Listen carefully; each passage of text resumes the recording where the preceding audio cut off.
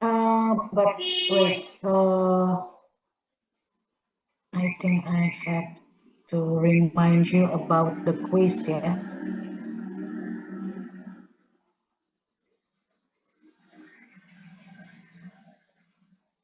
Okay, in next week, I think we have to get a quiz, yeah,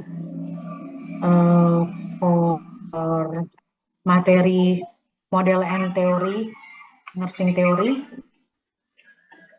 Mrs. Mia have done the class about theory and model, theory, nursing and theory model. Done, ma'am. Huh? Done. Okay. Yes, ma'am.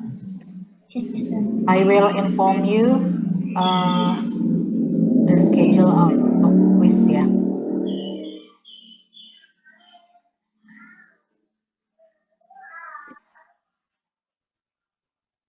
Okay. Today we will discuss about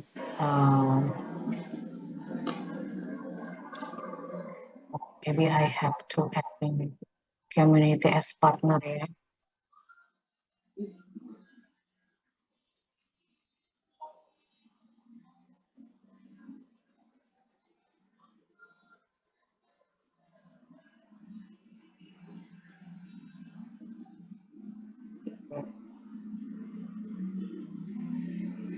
We'll talk about community partner concept, yeah, and then we will talk about a nursing process for special group or vulnerable group, yeah. This is one of model, nursing model. It's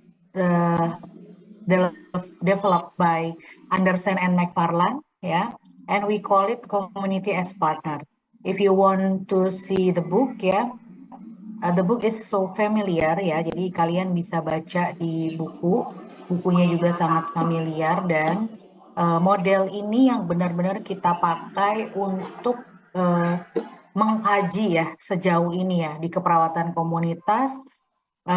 Kita selalu pakai community as partner. Jadi bukan teorinya Betty Newman ya yang kita pakai, tapi teorinya model community as partner ya. Oke, jadi di community as partner ya, kita menganggap klien kita itu adalah masyarakat ya. Jadi mitra kita itu adalah masyarakat yang memang kita akan berikan perawatan kesehatan utama ya. Ada dua fokus sentral ya pada model ini, yaitu komunitas sebagai partnernya ya. Nanti kita lihat ada gambarnya. Jadi setiap teori itu biasanya punya gambar ya. Ini kita lihat ya. Komunitas sebagai partner itu dipresentasikan oleh roda pengkajian komunitas ya pada bagian atas yang menggabungkan orang-orang dari komunitas sebagai intinya dan bagaimana kita menggunakan proses keperawatan dalam melakukan kegiatan ya di masyarakat. Jadi nanti kalian di keperawatan komunitas akan sangat menggunakan ini ya model community as partnernya Anderson and McFarland. Nah, this is the picture, yeah, or the step of nursing partner, community as partner model, yeah. As you know that we will start our nursing process with assessment, yeah. This the assessment. From this picture, we know the central of the model is the core, ya. Jadi kita bilangnya inti. Nah, inti dari komunitas ya nanti di sini ada demografi ya, kemudian ada nilai-nilai statistik penting ya, kemudian nilai norma, sejarah ya, itu ada di inti. And then the second round is the subsystem. We call it 8 subsystem ya. Subsystem ini beragam ya, mulai dari economic, transportation ya, health facilities, ya, communication, recreation, and then the environment. Oke, jadi nanti ada 8 subsistem. Nah, nursing community of nurse community, ya, nurse in community will do assessment, ya, based on this picture, ya, and then we will analyze, ya, the data that we get from assessment. After that, we make a nursing diagnosis, and then we make a nursing plan, nursing care plan, and then we do an intervention. Yeah, this is of course three-level prevention, yeah, primer, yeah, secondary, and tertiary. And after that, the last is we do evaluation, yeah, for our implementation. Okay, now we will discuss about the assessment, ya. Oke, same as the other assessment, ya. Pengkajian komunitas itu adalah sebuah proses, ya, untuk mengenal sebuah komunitas di mana orang-orang dalam komunitas adalah partner atau mitra yang dapat memberi kontribusi sepanjang proses. Nanti kalian ketika praktek komunitas, kalian akan mengelola atau mengkaji sebuah RW. Jadi levelnya kalau di sini ya masih RW, ya, karena masih belajar. Tapi sebenarnya kalau kita balik ke perawat kesehatan masyarakat yang ada di puskesmas, ya, level terendahnya adalah satu kelurahan, ya, satu kelurahan atau satu desa. Gitu. Jadi perawat Perkesmas memegang satu kelurahan, ya, di mana satu kelurahan itu kan bisa macam-macam, ya, terdiri dari banyak RW, ya. Nah, banyak RW dan banyak RT gitu. Jadi ini yang kita gunakan untuk mengkaji lingkungan tersebut, ya. Tujuan keperawatan dalam mengkaji sebuah komunitas adalah untuk mengidentifikasi faktor baik positif, negatif yang berlawanan dengan kesehatan dan mengembangkan strategi promosi kesehatan. Jadi nanti selain pengkajian inti, pengkajian subsistem, ya, 8 subsistem, yang terakhir itu ada perception, ya. Jadi persepsi ini yang kadang suka lupa dikaji, ya. Padahal penting mengkaji persepsi dari masyarakat yang ada di sekitar.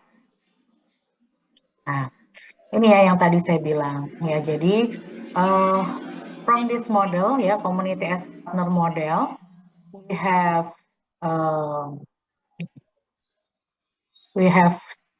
3 elements, ya, or 3 point, ya.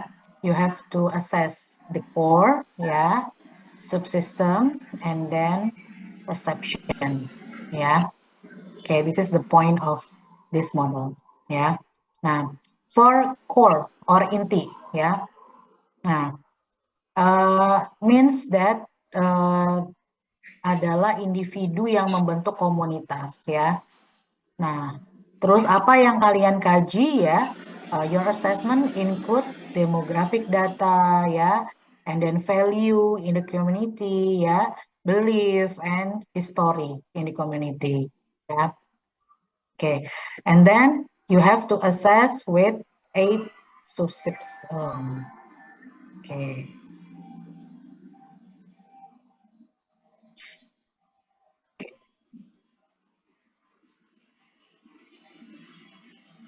Yes.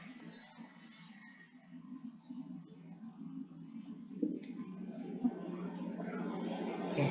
This is the 8 subsystem, yeah. Okay.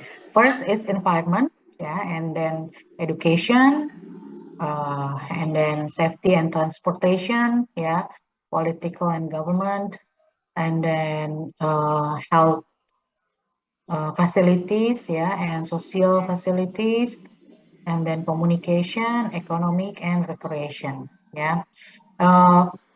From untuk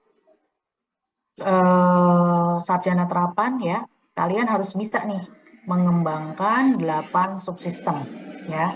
8 subsistem ini yang kalian nanti kembangkan satu-satu pertanyaannya, ya, mulai dari core sampai 8 subsistem. Jadi kalian nanti mengembangkan sendiri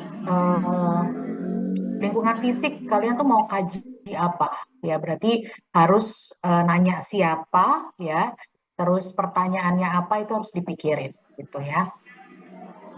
Nah, terus yang terakhir adalah pengkajian persepsi, ya.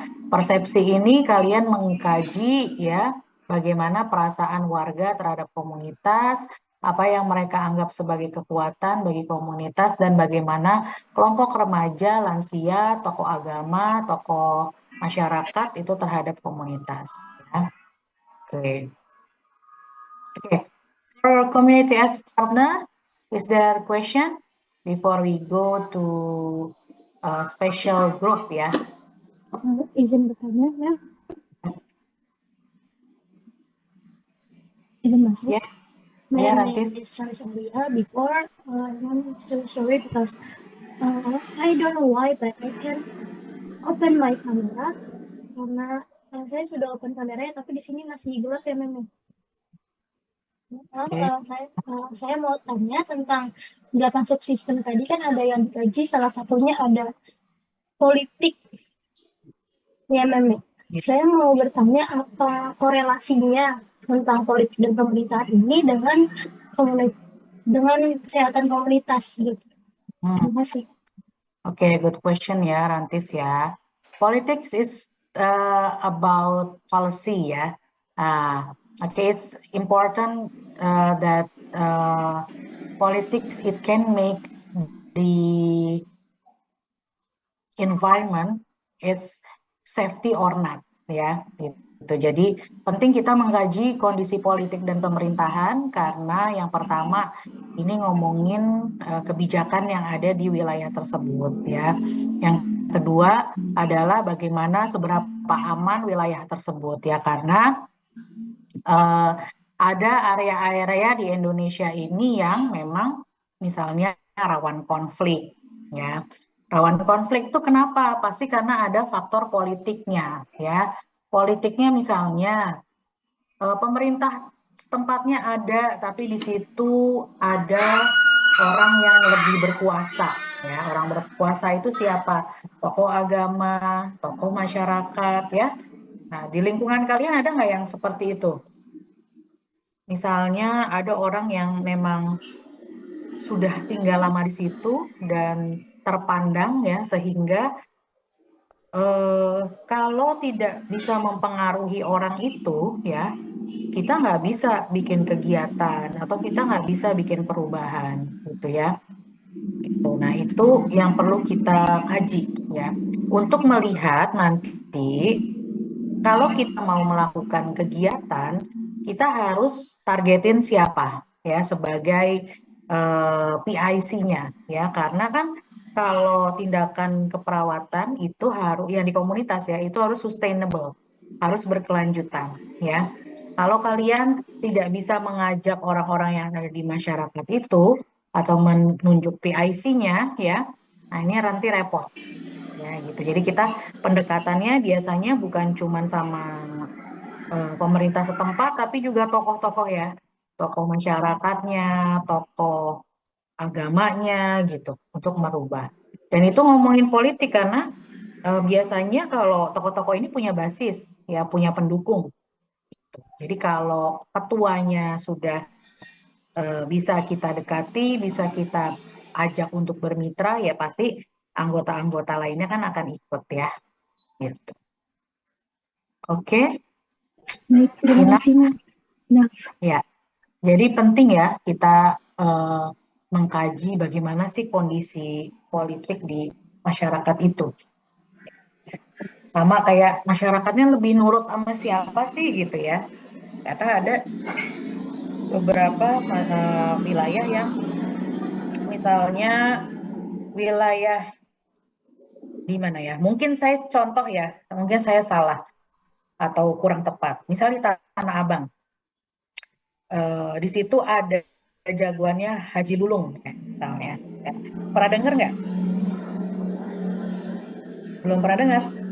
Oh, Jadi Haji Lulung itu preman, ya, preman di Tanah Abang. Dan jadi kalau mau ada tindakan apa-apa tuh harus izin ke Haji Lulung itu. Mungkin dulunya dia adalah pemilik tanah kali ya di situ sehingga semua orang hormat sama dia gitu. Nah, bagaimana cara mendekatinya? Lama-lama dia diajak untuk menjadi anggota DPR, anggota DPRD gitu-gitu. Jadi biar apa ya? Karena dia suaranya banyak, anak buahnya banyak ya, sehingga dia diajak sekalian aja ikut dalam pemerintahan gitu, biar kondisinya aman ya di sana gitu. Ya itu mungkin salah satu contoh. Atau misalnya di satu tempat, ini contoh aja ya, mohon maaf saya nggak ada maksud apa-apa. Misalnya suatu tempat itu tempat tinggalnya Habib Rizik misalnya ya. Mesti kalian tahu ya kalau Habib Rizik datang tuh kadang eh, apa namanya, eh, jemaahnya ya, jemaahnya itu akan ngumpul gitu di suatu tempat. Nah, seperti itu ya, kita harus tahu. Bahkan kalau nggak salah, jemaahnya itu nggak takut sama TNI sama Polri ya. Gitu. Jadi itulah kekuatan dari tokoh agama atau tokoh masyarakat yang ada di masyarakat gitu ya. Jadi punya power gitu di luar sama pemerintah. Kan waktu itu kan Habib Rizik kan eh, ada masalah ya di Indonesia ya, sehingga nggak boleh datang kan di sini ya, karena kalau datang akan ditangkap. Tapi kan di sana tetap dilindungi oleh jemaah-jemaahnya gitu. Bahkan jemaahnya nggak peduli yang dihadapin itu adalah TNI atau Polri gitu ya atau polisi. Nah seperti itu gambaran ya di wilayah ya. Oke, ada lagi pertanyaan? Izin, Mem, saya izin bertanya, Mem. Ya boleh. Iya, izin, Mem Puspita, saya Atia izin bertanya mengenai 8 subsistem tadi. Cuman yang jadi pertanyaan saya adalah yang di pola rekreasi, di sini maksudnya pengkajian pola rekreasi kepada suatu RW itu seperti apa ya, Mem? Karena kan kalau kepada individu dan keluarga kan kayak ngerti gitu, tapi kalau ke RW itu pola rekreasinya seperti apa ya, Mem? Terima Oke. kasih. Nah kalau ini sebenarnya gabungan ya. Jadi kalau data apa namanya komunitas itu gabungan. Jadi nanti kalian mengkaji ke masing-masing warga, biasanya rekreasinya kemana dan berapa kali dalam sebulan rekreasinya gitu ya. Nah, ini perlu ditanya karena rekreasi itu kan menggambarkan kemampuan untuk merilis stres ya, merilis stres. Jadi kalian bisa apa namanya kumpulkan nanti datanya dari masing-masing warga sehingga nanti datanya bisa ditampilkan berupa analisis distribusi ya misalnya warga RW 1 itu eh, paling banyak rekreasinya ke gunung atau ke laut atau ke taman gitu ya. Terus rekreasinya yang paling banyak adalah misalnya 2 bulan, 2 kali dalam sebulan atau sebulan sekali ya atau ada yang setiap seminggu sekali rekreasi atau memang ini wilayahnya sempit terus nggak ada tempat rekreasi jadi warganya nggak pernah rekreasi. Nah untuk mencari hiburan bagaimana? Mencari hiburannya hanya dengan nonton TV, nonton YouTube gitu-gitu ya misalnya. Jadi itu yang perlu ditampilkan nanti di hasil pengkajian kalian.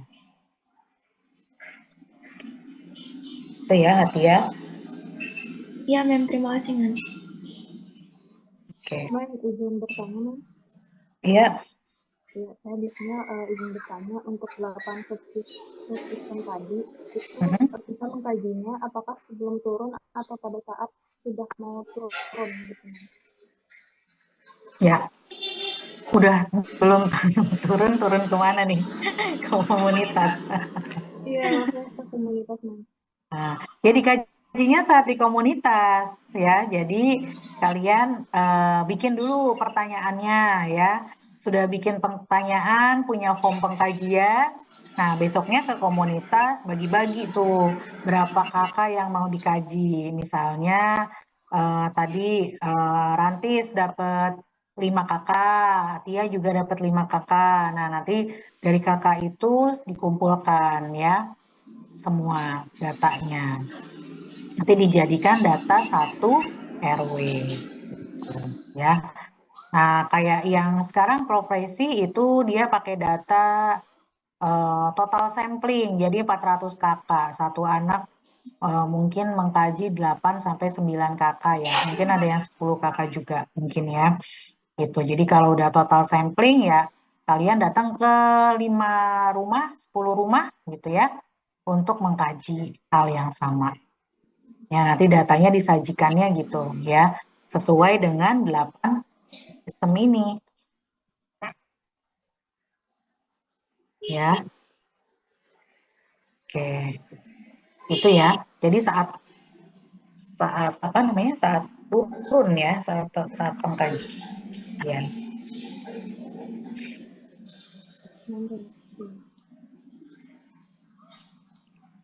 Oke, ada lagi? Tidak ada, kita lanjut ya. Nah, di masyarakat itu tidak hanya apa namanya kita lihat masyarakat secara umum, tapi kita juga bisa bertemu dengan kelompok khusus ya. Nah, kelompok itu bisa dibilang agregat ya. Kita maknai dulu apa itu kelompok. Nah, kelompok itu adalah agregat biasanya kita bilang ya. Nah, ini merupakan sekumpulan individu yang berinteraksi pada satu daerah dan punya karakteristik khusus ya yang merupakan bagian dari masyarakat. Nah, asuhan kelompok khusus ini biasanya memang kita mendekatkan pada agregatnya. Agregat itu bisa agregat balita, anak usia sekolah, kemudian remaja, kemudian dewasa atau lansia. Itu yang kita sebut dengan agregat ya. Asuhan keperawatan kelompok pada remaja gitu ya, atau kelompok remaja. Asuhan keperawatan kelompok lansia ya, jadi itu sesuai agregatnya. Nah, asuhan keperawatan kelompok ini merupakan metode penyelesaian masalah kesehatan yang ditujukan pada suatu kelompok dengan menitik beratkan pada upaya promotif, preventif tanpa mengesampingkan upaya kuratif dan rehabilitatif ya.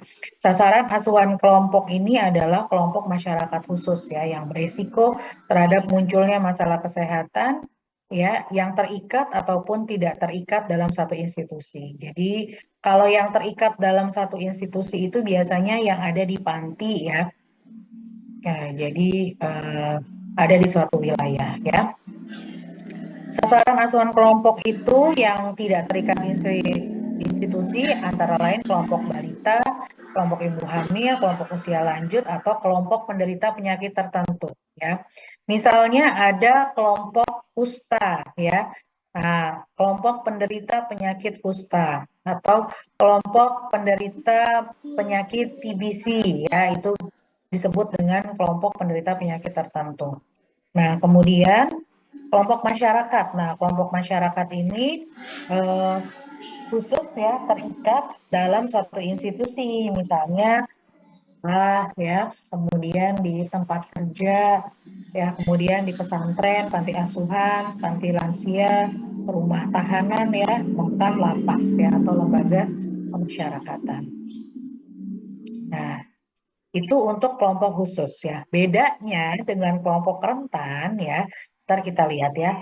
Di sini kita pahami dulu definisi rentan ya. Kerentanan didefinisikan sebagai rentan terhadap stresor aktual atau potensial yang dapat menyebabkan efek yang merugikan ya. Populasi rentan dia adalah orang yang lebih resiko, lebih besar atau status kesehatannya lebih buruk ya dan memiliki akses yang buruk ke perawatan kesehatan. Nah, orang yang beresiko itu adalah orang yang lebih mungkin ya punya kemungkinan lebih tinggi untuk sakit daripada yang lain.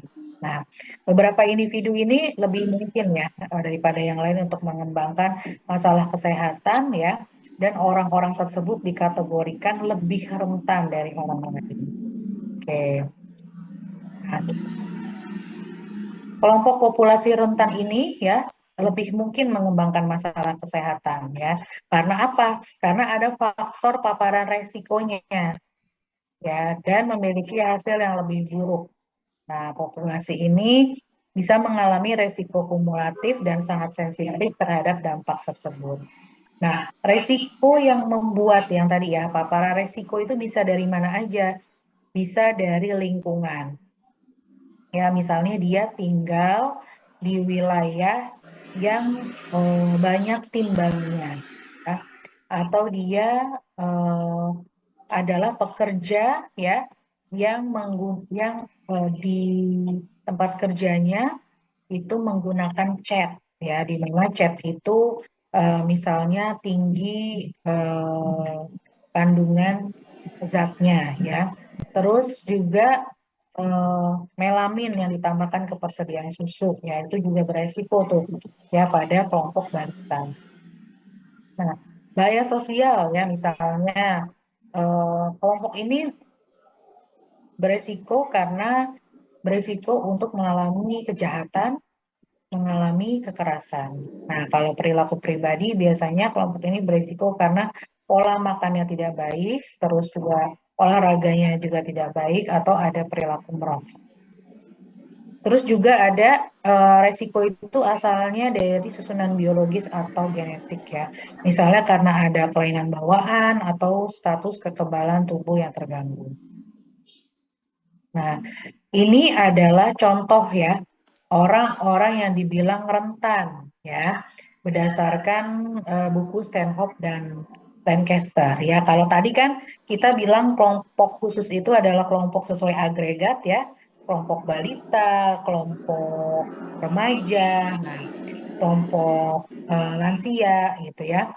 Nah, kalau di sini siapa sih target kita atau populasi rentan kita? Misalnya adalah orang miskin dan tunawisma. Gitu. Jadi kalau di suatu wilayah ada kelompok yang memang di tempat itu eh, homeless ya, nggak punya rumah ya, kemudian sangat miskin pendapatannya itu bisa menjadi kelompok rentan ya.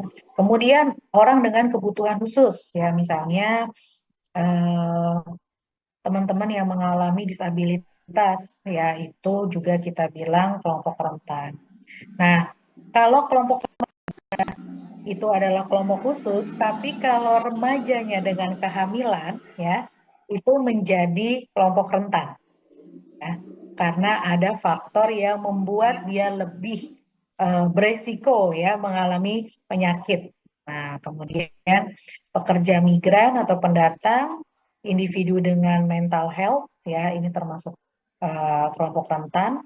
Orang yang menyalahgunakan zat adiktif, mungkin orang-orang yang di RSKO ya, apalagi itu ya, itu juga kelompok rentan. Orang yang berada di penjara atau orang yang memiliki atau berisiko terhadap penyakit menular ya, termasuk yang menderita positif HIV, virus hepatitis B atau penyakit menular seksual. Ya, kelompok-kelompok inilah yang disebut kelompok rentan. Oke, sampai sini udah bisa ya bedain ya antara kelompok khusus dengan kelompok rentan. Ada pertanyaan?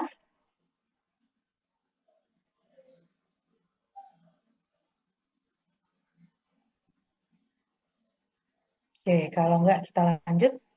Asuhan keperawatan kelompok ini sebenarnya sama pendekatannya ya. Mulai dari pengkajian, penegakan diagnosis, perencanaan, implementasi, sama evaluasi. Ya. Nah, pengkajiannya tapi bukan ke masyarakat ya, tapi hanya dispesifikkan lagi ke kelompok tersebut ya. Tapi tetap kita pakai community as partner juga ya. Cuman targetnya tidak terlalu banyak kalau pengkajian keperawatan kelompok ya, karena kan kita hanya menyisir kelompok balita misalnya, atau kita hanya menyisir kelompok lansia. itu tanpa mengkaji agregat yang lain ya. Oke.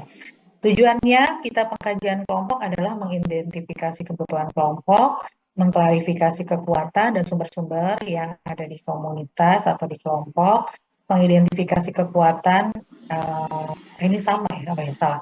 Yang satu mengklarifikasi, terus mengidentifikasi, dan terakhir mengidentifikasi resiko masalah kesehatan yang dapat terjadi pada kelompok tersebut.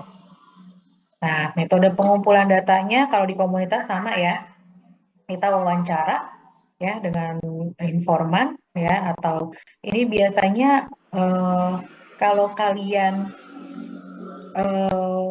pengkajian pertama mau tahu kondisi wilayah, biasanya kita lakukan pengkajiannya itu sama ketua RW-nya dulu misalnya, atau ketua RT-nya dulu ya, sebelum kita benar-benar telusur ke masyarakat. Jadi kita paling tidak sudah tahu ya, misalnya kita nanya, Pak, di sini biasanya warganya itu sakitnya apa gitu ya.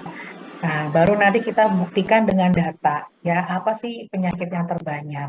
Atau kalian pada pengkajian kelompok di panti ya, kalian ke panti, ketemu panti lansia atau panti werda, itu juga berarti kita pengkajiannya ke ketua pantinya atau kepala pantinya dulu ya, kita diskusi dulu ya untuk melihat gambaran pantinya ya. Pak, di sini ada berapa warga binaannya ya, terus biasanya penyakitnya apa, kemudian di sini ada fasilitas kesehatan apa yang disediakan. Nah, itu wawancara dulu sama stakeholder-nya, atau boleh sama perawat di sana, atau kalau di masyarakat boleh wawancara sama kader dulu gitu ya, sebelum kita benar-benar datang ke kelompoknya. Nah, terus kita observasi nih partisipannya ya. Jadi kita mulai mengkaji core di sini ya. Core itu kita kaji kepercayaannya, keyakinan kelompok, norma, nilai kekuatan, struktur kekuatan, dan pastinya kalau lagi ada masalah ya. Nah, baru kita lakukan survei. Kalau survei ini berarti kan sebar angket ya. Sebar angket, apa pertanyaannya? Ya tadi yang community as partner tadi ya, 8 subsistem itu kita bisa tanyakan termasuk persepsinya. Nah, terus Winseld survei. Kalau Winseld survei ini kita lihat sendiri ya, bagaimana lingkungannya, terus perilakunya, kemudian kondisi tempat tinggalnya gitu ya, kita lihat langsung tuh Winseld survei. Nanti kalau kalian ke lapangan ya akan lihat, oh wilayah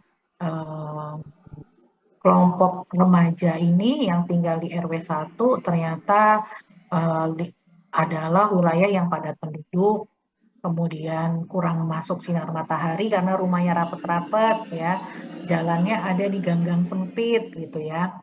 Oke, jadi memang ada loh wilayah-wilayah yang nggak dapat sinar matahari, gitu, yang susah dapat sinar matahari. Jadi karena saking rapetnya dan tinggi-tinggi ya, udah rapet terus gedungnya dibikin tinggi-tinggi karena kan mungkin ya kalau di Jakarta ini lebih mudah ninggiin ke atas ya daripada ngelebarin ke samping karena tanahnya biasanya mahal. Oke. Terus untuk menggali data juga bisa dilakukan focus group discussion. Kalian lakukan FGD dulu ya untuk menggali data-data, atau kalian pakai data sekunder ya, ini data yang sudah tertera misalnya di puskesmas atau di pantinya memang sudah ada datanya, kalian bisa ambil. Atau di Pak RT, Pak RW-nya udah punya datanya, bisa kalian ambil. Nah, yang penting juga lakukan pemeriksaan fisik ya ke masing-masing anggota kelompoknya biar bisa dapat data yang akurat. Nah, ini komponen yang harus ada pada pengkajian kelompok. Saya gunakan dari panduan Kemenkes ya, tahun 2012 ya. Di mana ketika mengkaji kelompok ya, kalian harus mengkaji ini semuanya. Nama dari semua anggota kelompoknya, ya, jenis kelamin, tanggal lahir, pendidikan, agama, suku, keadaan umum, TTV, status gizi, riwayat penyakit, alat bantu yang digunakan, pola olahraga, dan pola tidur. Nah, baru kalian lakukan pengkajian terkait upaya peningkatan kesehatan yang ada di kelompok. Nah, apa aja pengkajian nomor 2 ini ya? Pengkajian nomor 2 ini based on-nya community as partner nih, sama aja. Fasilitas pelayanan kesehatan ya, tadi ada kan? Terus pelayanan kesehatan yang dimanfaatkan oleh kelompok. Fasilitas pendidikan, nah ini juga ada. Lingkungan ya, tadi kita juga mengkaji. Status ekonomi, nah apa aja yang digali? Sumbangan, jenis pekerjaan, rata-rata pendapatan per bulan. Sosial budaya dan spiritual ya, kemudian komunikasi, rekreasi, dan pengkajian terkait perilaku atau kebiasaan dalam PHBS ya, atau kebersihan diri, juga pengelolaan bersih dan sehat. Jadi ini poin pengkajian kelompoknya. Oke. Setelah itu kalian akan mengangkat diagnosis keperawatan komunitas ya.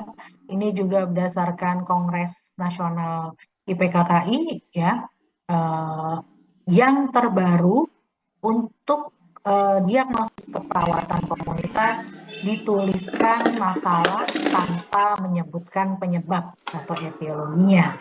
Ya. Jadi nanti kalian ambil di nanda sesuai dengan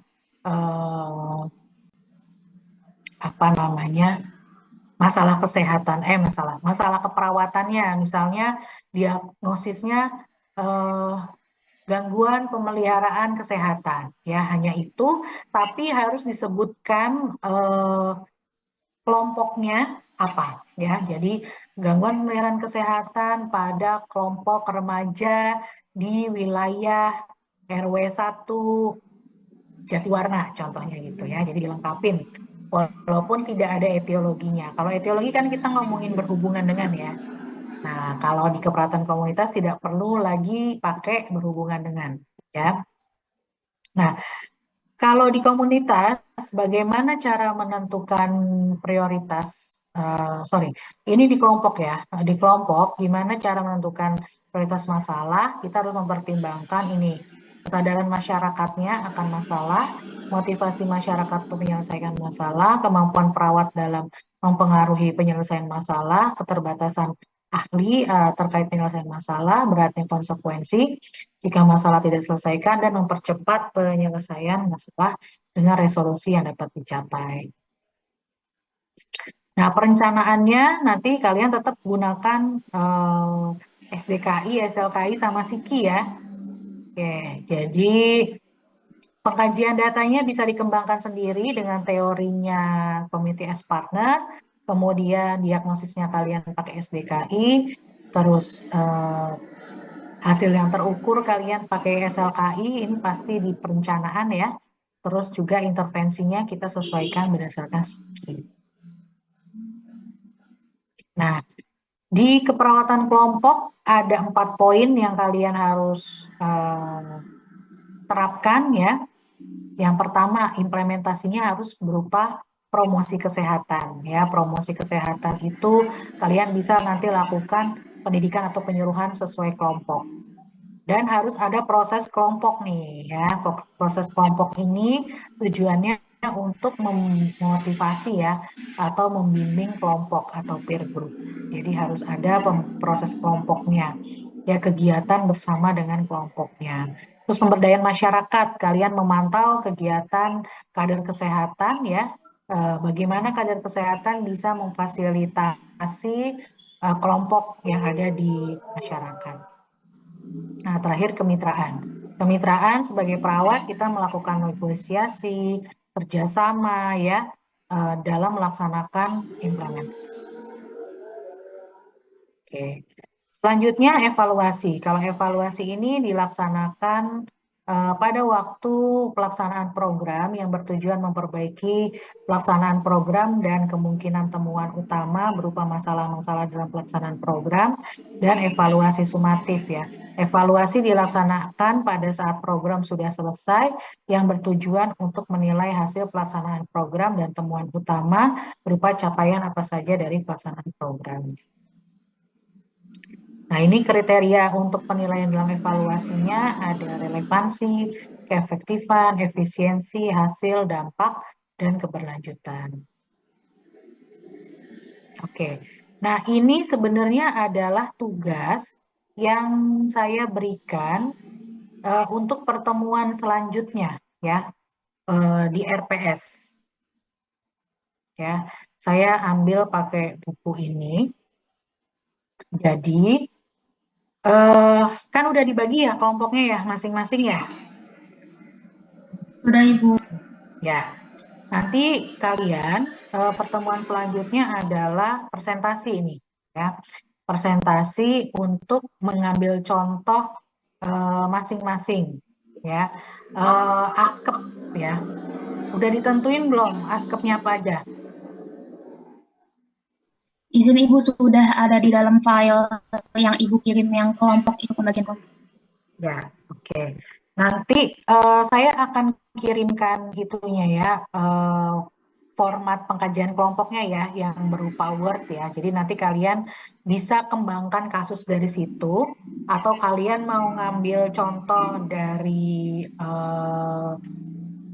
di Google juga boleh ya, karena ini kan masih belajar ya. Jadi kita pakai kasus fiktif ya. Kasus fiktif, kalian ambil misalnya kelompok 1, Bu, saya mau bikin askep agregat dalam komunitas yaitu di remaja misalnya gitu ya. Nah, fokus aja di remaja, nanti kalian ambil satu gambaran kasusnya di satu wilayah ya. Terus kalian masukin data-data yang bisa memenuhi semua pertanyaan yang ada di apa namanya yang ada di form itu ya, nggak apa-apa, dikembangkan sendiri aja ya, dikembangkan sendiri. Nanti kalau ada data bagus, kalian tampilkan data-data abnormal sehingga nanti bisa ngambil datanya ya, kalian bikin analisisnya, kalian bikin apa namanya diagnosisnya ya, terus juga kalian bikin sampai renpraknya ya, atau asuhan keperawatannya itu ya, rencana intervensinya. Nah, balik lagi nanti dilihat dari SDKI ya, terus sesuaikan sama SLKI dan SIKI-nya. Tuh. Oke. Formnya mana ya? Ada pertanyaan nggak sambil saya cari formnya? Ibu mau izin bertanya, Bu? Ya, Iya, Bu. kenapa? Mau izin bertanya, Bu, terkait tadi metode pengumpulan data untuk data dari pengkajian komunitas, Bu. Salah satunya ada focus group discussion. Nah, itu kira-kira grup itu siapa ya, Bu, yang kita ajak untuk berdiskusi? Apakah perawat itu sendiri atau eh, dengan komunitas kayak tokoh masyarakat, dan yang didiskusikan tuh data yang didapatkan atau gimana ya, Bu? Terima kasih, Bu. Ya, fokus group discussion kita panggil ininya apa kelompoknya gitu. Itu untuk memudahkan ya. Misalnya kalian mau angkat kelompok anak yaitu balita. Ya udah kumpulin orang tua balitanya supaya lebih mudah mencari datanya misalnya. Itu yang disebut dengan focus group discussion. Nanti di focus group discussion itu kalian pertama anamnesis ya, yang kedua bisa dilempar sebuah pertanyaan, nah, sebuah tugas ya, nanti diselesaikan sama kelompok itu secara diskusi. Ya, jadi yang diundang adalah apa namanya ininya ya, target kita ya, atau populasi atau kelompok yang mau kita eh, apa namanya diambil gitu ya. Baik, Ibu. Terima kasih banyak, Bu.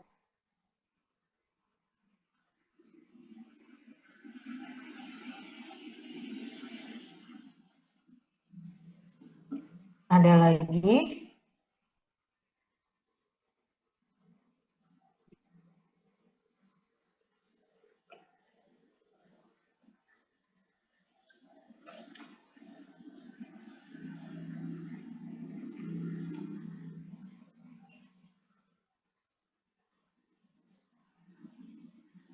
Oke, kalau tidak ada, ini nanti Ibu sambil nyari ya, apa formatnya. Nanti kalian isi berdasarkan itu aja ya untuk tugas selanjutnya. Eh,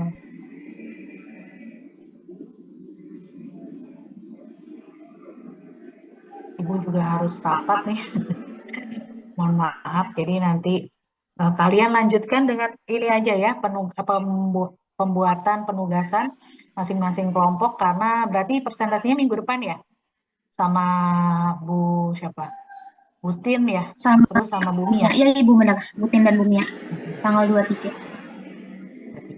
Ya, jadi nanti kalian bisa manfaatkan waktunya untuk diskusi, mencari kasus ya, atau mengembangkan kasus dalam kelompok ini. Oke, saya masih belum nemu ya. Nanti saya share. Oke, ada lagi yang mau dibahas? Izin Ibu, saya izin minta PowerPoint Ibu, materi Ibu tadi. Iya, nanti sekalian itunya ya, formatnya Iya, juga baik. ya. Terima kasih Sebenarnya Bu. ada saya format Word-nya nih, cuman belum ketemu nih kata kuncinya belum kelihatan. Nanti sekalian saya share ya. Oke, I think enough for today ya. Next week we will meet in Luring ya, in kampus kimia. Minggu ini crowded banget jadi nggak bisa ke sana. Oke, saya tutup ya pertemuan hari ini. Wabillahi taufiq wal hidayah. Wassalamualaikum warahmatullahi wabarakatuh. Waalaikumsalam Waalaikumsalam warahmatullahi wabarakatuh. Terima kasih banyak Ibu.